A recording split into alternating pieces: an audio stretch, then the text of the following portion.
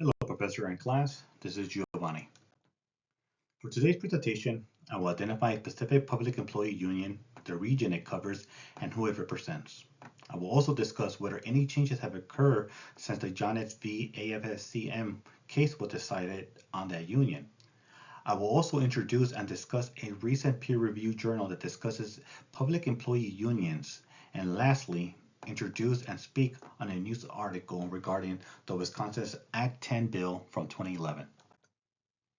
The union that I will be speaking about is Orange County Employee Association, also known as OCEA, which I am a member of. OCEA represents public employees throughout Orange County. This includes cities in North Orange County, such as La Habra and Brea, down to San Clemente in South Orange County, which borders San Diego County. OCEA represents over 18,000 public employees across numerous county departments.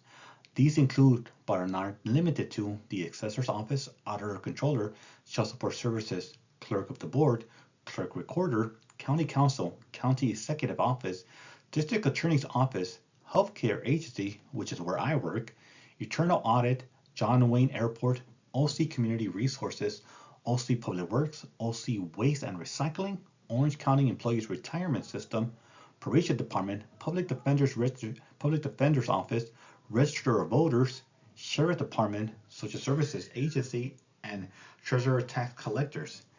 Now, the employees include public health nurses, social workers, law enforcement personnel, health inspectors, and various administrative and professional staff. OCEA does not publicly archive detailed historical membership data, so it is difficult to determine whether overall membership numbers have changed significantly since the Jonas decision. However, there are things that they are currently offering that suggest a change in tactics to encourage membership. For example, OCEA now highlights specific incentives available exclusively to full due-paying members.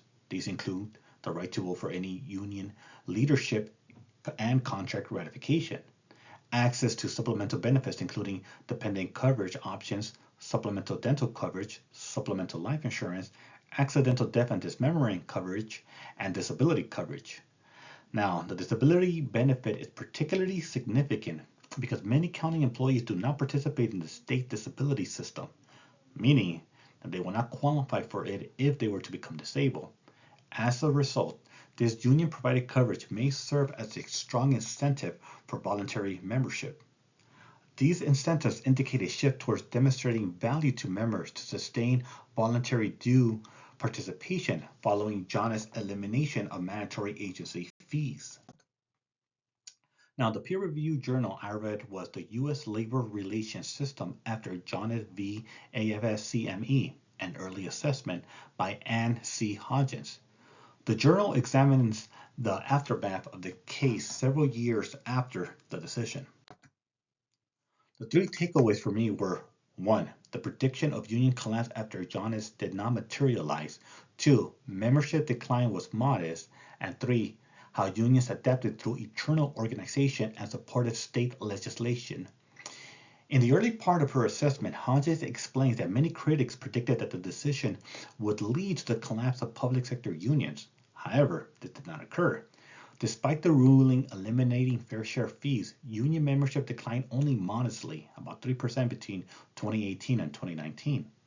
However, those same entities that sought such an outcome continue their efforts with additional lawsuits seeking refund for past due from union members.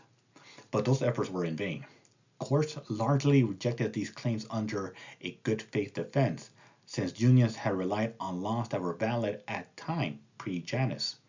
But the most striking thing for me was how unions prepared and managed the ruling. Eternally, unions increased outreach through conversations, texts, newsletters, and apps. They held meetings with new employees during orientation and offered member-only incentives for full membership and representation for any grievances. The last part struck me because that's exactly what my union does. Also, in some states, unions supported legislation that would allow them to limit non-members' representation in grievances proceedings, thereby providing another incentive to pay union fees and become a full member. The news article that I read was written for the Wisconsin Independent, entitled What to Know About Act 10 and the Legal Battle Over the Controversial Law, written by Olivia Herkin and published on February 20th, 2025. I learned that this law diminished public unions' power in Wisconsin by restricting their ability to negotiate contracts with employers. As a result, public unions were stripped of their right to negotiate working conditions and benefits such as paid time off and health insurance, and were required to have union members vote annually to maintain collective bargaining representation. In 2022, Wisconsin saw one of its largest drops in union membership in the past 20 years.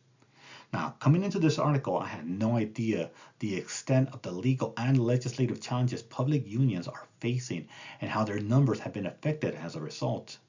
This week's readings from the chapters in our textbook to the Jonas v.